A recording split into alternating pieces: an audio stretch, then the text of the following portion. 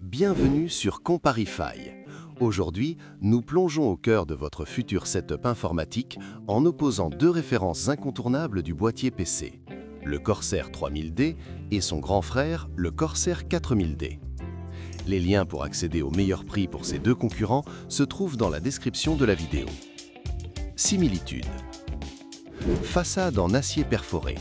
Les deux boîtiers arborent une façade avant optimisée pour laisser passer un maximum d'air, garantissant que vos composants ne montent pas trop en température.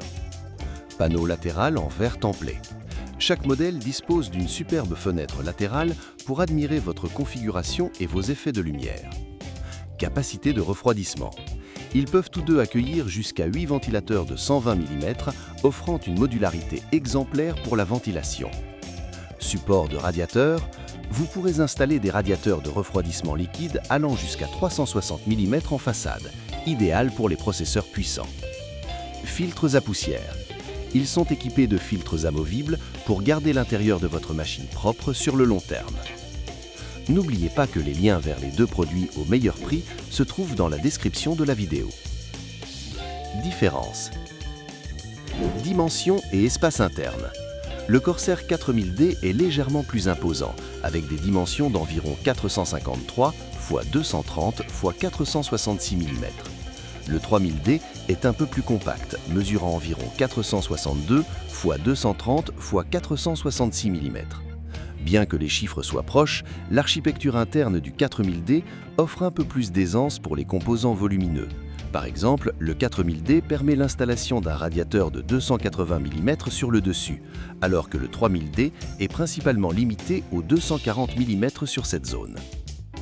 Gestion des câbles et système rapide route. C'est la différence majeure qui ravira les perfectionnistes. Le Corsair 4000D intègre le système de gestion des câbles rapide route, une goulotte de 25 mm de profondeur avec des attaches en velcro qui rend le câblage extrêmement propre et rapide. Le 3000D adopte une approche plus classique avec des points d'attache standards. Si vous détestez voir des câbles dépasser derrière votre carte mère, le 4000D est nettement plus confortable. Connectivité du panneau avant.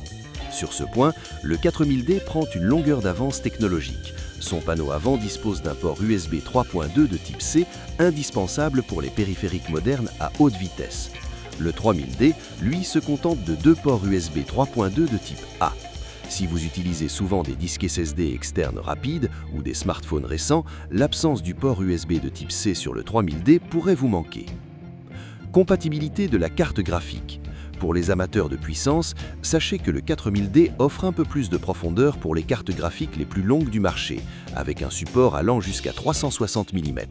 Le 3000D reste très compétitif, avec un support jusqu'à 360 mm également, mais l'agencement du 4000D permet souvent un flux d'air plus direct vers les ventilateurs de la carte lorsque des radiateurs sont installés en façade. N'oubliez pas que les liens vers les deux produits au meilleur prix se trouvent dans la description de la vidéo. Lequel choisir pour votre configuration? Alors, Corsair 3000D ou 4000D? Tout dépend de vos priorités et de votre budget. Si vous cherchez à maximiser votre budget pour les composants internes et que vous n'avez pas forcément besoin d'un port USB de type C en façade, le Corsair 3000D est une fantastique solution.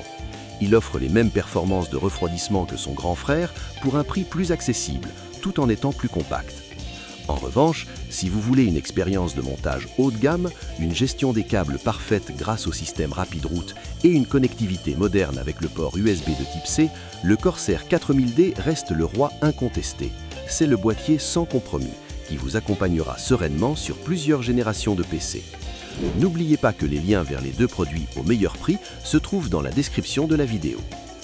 N'oubliez pas d'aimer la vidéo, de laisser un commentaire et d'activer la cloche de notification. À bientôt pour la prochaine vidéo.